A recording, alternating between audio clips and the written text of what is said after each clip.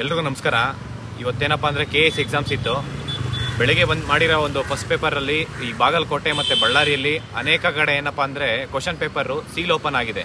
ನಾನು ಮೊದಲೇ ಸರ್ಕಾರಕ್ಕೆ ಹೇಳಿದ್ದೆ, KPSCಗೂ ಹೇಳಿದ್ದೆ, ಈ ಒಂದು ಕ್ವಶನ್ ಪೇಪರು 1 ತಿಂಗಳು 1.5 ತಿಂಗಳು ಕ್ವಶನ್ ಪೇಪರ್ ಮುಂಚೆನೇ ತಯಾರು ಮಾಡಿದರೆ ಈ ಸ್ಟೂಡೆಂಟ್ಸ್ಗೆ ಯಾರು ಪ್ರಾಮಾಣಿಕವಾಗಿ ಎಕ್ಸಾಮ್ ಬರೀತಾ ಇದ್ದಾರೆ ಅವರಿಗೆಲ್ಲ ಅನ್ಯಾಯ ಆಗ್ತಾ ಇದೆ. ಈ ಕೂಡಲೇ ಈ ಒಂದು KS ಎಕ್ಸಾಮ್ನ ಎಕ್ಸಾಮ್ಸ್ ಮಾಡಬೇಕು.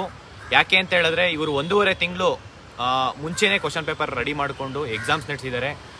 ಅಂದರೆ ಬೇಜಾನ್ ಸೆಂಟರಲ್ಲಿ ಕ್ವಶನ್ ಪೇಪರ್ ಸೀಲ್ ಓಪನ್ ಆಗಿದೆ ಅಂದರೆ ಆ ಕ್ವಶನ್ ಪೇಪರ್ ಲೀಕ್ ಆಗಿದೆ ಅಂತ ಹೇಳಿ ದಯವಿಟ್ಟು ಈ ಕೂಡಲೇ ನಾವು ಅಖಿಲ ಕರ್ನಾಟಕ ರಾಜ್ಯ ವಿದ್ಯಾರ್ಥಿಗಳ ಸಂಘದ ಕಡೆಯಿಂದ ನಾನು ಕಾಂತಕುಮಾರ್ ಮಾತಾಡ್ತಾ ಇರೋದು.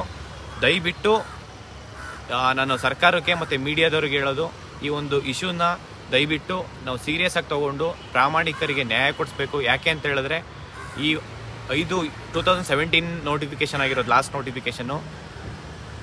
6-7 ವರ್ಷದಿಂದ ಈ ಎಕ್ಸಾಮ್ಸ್ ಬರೆಯೋದಕ್ಕೆ ಕಾಯ್ಕೊಂಡಿದ್ದಾರೆ. ದಯವಿಟ್ಟು ಪ್ರಾಮಾಣಿಕ ಸ್ಟೂಡೆಂಟ್ಸ್ಗೆ ಒಂದು ನ್ಯಾಯ ಕೊಡಿಸ್ಬೇಕಂತ ಕೇಳ್ಕೊತಾ ಇದ್ದೀನಿ. ಈ ಕೂಡಲೇ ಸರ್ಕಾರ ಈ ಒಂದು ಗಮನ ತಗೊಂಡು ಈ KS ಎಕ್ಸಾಮ್ನ ಎಕ್ಸಾಮ್ಸ್ ಮಾಡಬೇಕಂತ ಕೇಳ್ತಾ ಇದ್ದೀನಿ. Thank you so much. ನಮಸ್ಕಾರ.